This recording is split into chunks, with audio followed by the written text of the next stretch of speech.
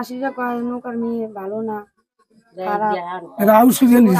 বিয়ে করেছি, কিছু জানে না, এই মানে আবল তাবল করে, মানে এলাকার লোকজন কয় কষ্ট দেয়, কি শাশুড়িরা কষ্ট দেয়? আর মানে নৌকার মায়া কিছু পারে না, করে না, মানে সংসারে কিছু আনে না।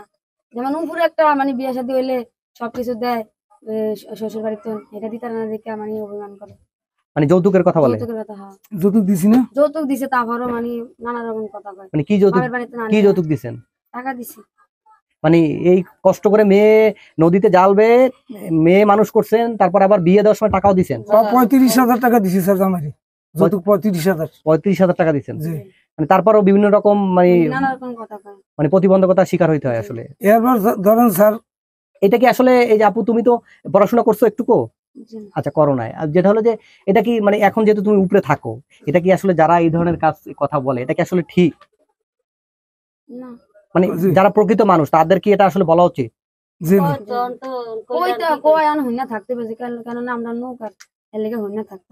নৌকার দেখে শুনে থাকতে হয় আর কি, কিন্তু আসলে সবাই তো মানুষ, তাই না? সবাইকে বোঝে যে আমরা এক জাতের, মানে উপরে থাকি থেকে মানে অভিমান করে, মান সম্মান মানে তোমাদেরও তো ইচ্ছা করে উপরে যারা ভালোভাবে একটু চলাচল করে, ভালো পরিবেশে থাকে, তাদের সাথে মিশতে চলতে ইচ্ছা করে না? তো এই আপা আপনার তো অবশ্যই খারাপ লাগে না যে ছেলে মেয়েদেরকে যখন এরকম, আপনাদের জীবন তো পার করে আসলেন আসলে, এখন আপনাদের তো ছেলে মেয়েদের এরকম কথা শুনতে হয়, তো এটা আসলে খারাপ লাগে না শুনতে? যে একদম যখন বলে যে উপরের এই মানে কি আমার এই দেশের ভাষায় কি বলে এটাকে?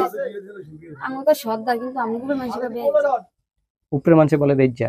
তো যে বেজ্জাদের সাথে কি সম্পর্ক করব? এখন যেই বাড়িতে তুমি বউ হয়ে গেছো, ওই বাড়িতে কি সবাই একরকম না, দুই একজন? না, দুই একজন ভালো আছে, মানে শাশুড়ি একটু রাগারাগি করলে মানে কথা ধরে যে নৌকার মানুষ ভালো না, মান সম্মান নাই, খারাপ মানুষজন নাই, ভালো চললো মানে খারাপ ভাবে সবাই, মানে ওই যে একটা নামের নৌকার কারণে।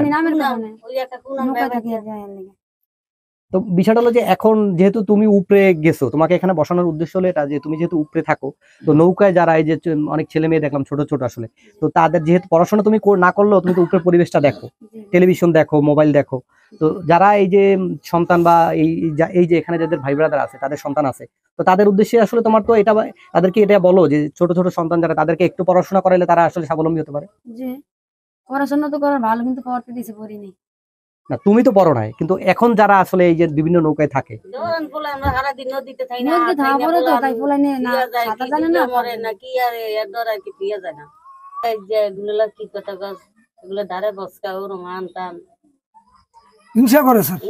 মানে আপনাদের সাথে কি কেউ আত্মীয়তা করতে চায় না? নদীতে গেলে স্যার বানিয়ে ধুইতে আসতে আমরা কাম করি, আর মধ্যে নদীতে পড়িয়া যায়, সেই কথা বানিয়ে ধুইতে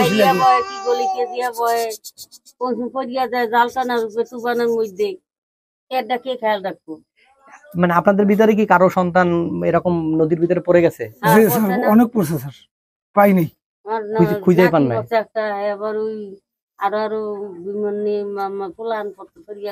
আমার ভাগ্নির একটা মেয়ে একটা ছেলে বুঝিয়ে গেছে, ওই কাপ ভাঙ্গিয়া ডুবিয়া গেছে, নৌকার পাইনি, এরপর নাতি বসে একগাও পাইনি।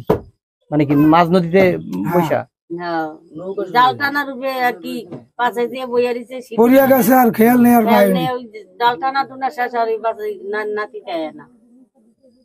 ও মানে জাল টানতেছেন আর এটা খেয়াল নাই, কখন পড়িয়া গেছে আর কোনো খেয়াল নেই,